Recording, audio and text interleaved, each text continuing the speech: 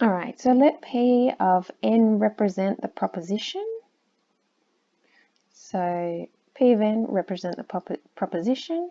Then we have for P of 1, let's see, what do we have? Well, the left-hand side would be d by dx of x to the 1, which we know when we differentiate x with respect to x, we get 1, or dx on dx, which is 1. And the right-hand side would be 1 lot of x to the 1 minus 1, which is 1 lots of x to the 0, which is 1 lots of 1, which is 1, which is the same as the left-hand side. So we know it's true, or P of 1 is true. All right, so then we do our if. So our if statement, if proposition k is true, then what do we have? We have d by dx of x to the k being k x to the k minus 1. All right, what are we required to prove? So we're required to prove the proposition k plus 1, which is what? It is that d by dx of x to the k plus 1 is equal to k plus 1 x to the k.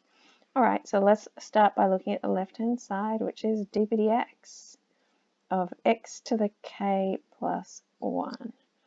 And what we can do is separate that, because we want to use our assumption, we can make that x to the k times x to the 1.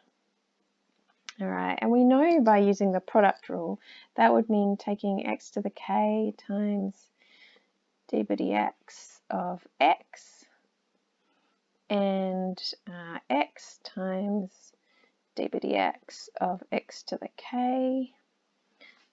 So I should really say using the product rule. All right, which equals, so we've got x to the k times, now we know dx, d by dx of x is 1, plus x times, now d by dx of x to the k, that comes straight from our assumption, so it's k x to the k minus 1 from our p of k. All right, so what do we get from there? We get x to the k plus x times, so if I do this x times x to the k minus 1, that's x to the k times k. So we get x to the k outside of 1 plus k, which is the same as k plus 1. It's like I've written it all backwards. X to the k, which is our right-hand side. So again, therefore, P of k implies P of k plus 1. Therefore, P of n is true for all integers n is greater or equal to 1.